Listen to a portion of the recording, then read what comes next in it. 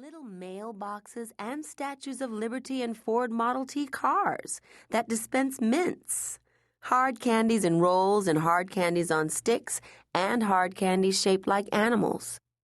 8 flavors of fudge and all the chocolate the addict could wish, including an elegant diet-busting concoction all Vera's own called cranberry chocolate. Something new is always baking. The luscious aromas drive you half mad just the way they are supposed to.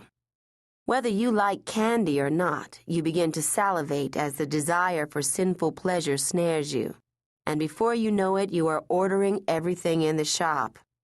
Vera, atrociously plump, cheeks puffy and pink, white-gray hair drawn neatly into twin buns, measures a pound of chocolate-covered raisins by eye as she talks your ear off, explaining in her husky smoker's voice the problem with the Carlyle house. And you listen to the story because you really do want those raisins. Vera talks about the house. She has good, solid reasons why they should never have let the Carlyles build it. Like they should have left the meadow alone so kids could play softball. Like the house breaks up the view from the road down into the valley. And it's too big and too ostentatious anyway, that house. All those sharp angles and glass walls that catch the sun, so when you drive by, the place seems to wink at you, especially if you happen to be staring at it, which Vera, who has lived on the other side of the reservoir long enough to oppose every house built for miles around, does a lot more often than she likes to admit. Oh, Vera is in a dither. And beneath that delicate porcelain skin, something glows warm with fury.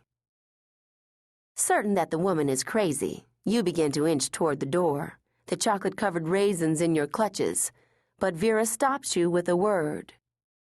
"So what about the car?" she asks, and you remember what she said about the girl. What was her name? Vanessa. "Do you want to hear about the car?" asks Vera. "Sure," you say. Vera is happy to tell you, but first, maybe you want some fudge with that? Another specialty of cookies is the butter rum fudge, with or without walnuts. Tying your bright green box with her trademark green ribbon, no cellophane tapes for Vera, no sir.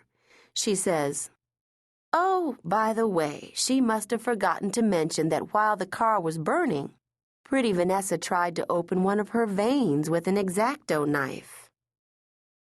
And when you have heard Vera out, maybe you're still not sure what to think except that you are swooning with sympathy for Vanessa, to say nothing of her parents, her sister, and her 2 brothers. Vera talks so hard she leaves you dizzy, but you finally see it as though you were there, because Vera Brightwood has that gift she always has. She can bring a story to life. The shiny blue Mercedes, brand new, leased 3 months earlier, just 2,000 miles on the clock, a roaring pyre in the concrete driveway of the red brick town hall as winter dusk falls, and off to the side, this long, skinny brown girl, intricately woven braids obscuring half her winsome face, sits calmly on a slatted bench and struggles with the knife, sawing away at skin that refuses to break. Poor kid, Vera finishes, a tear in her good eye. You are inclined to agree. And you know, Vera adds, sotto voce, as she tries to get you to buy some Jelly Bellies to go with your raisins, even with all the university folks buying up the land because they've decided that converting farmhouses is smart, there are only 5 colored families in town. Surprised, you ask if the town keeps track of these things. She asks what things you mean. You frame your objection carefully. The number of African American families living here, you explain. Do you actually keep track? Some of us do, Vera tells you. Why? Vera leans close to whisper, her breath cloying as though she is fermenting inside, yellowy gaze lifting to the door.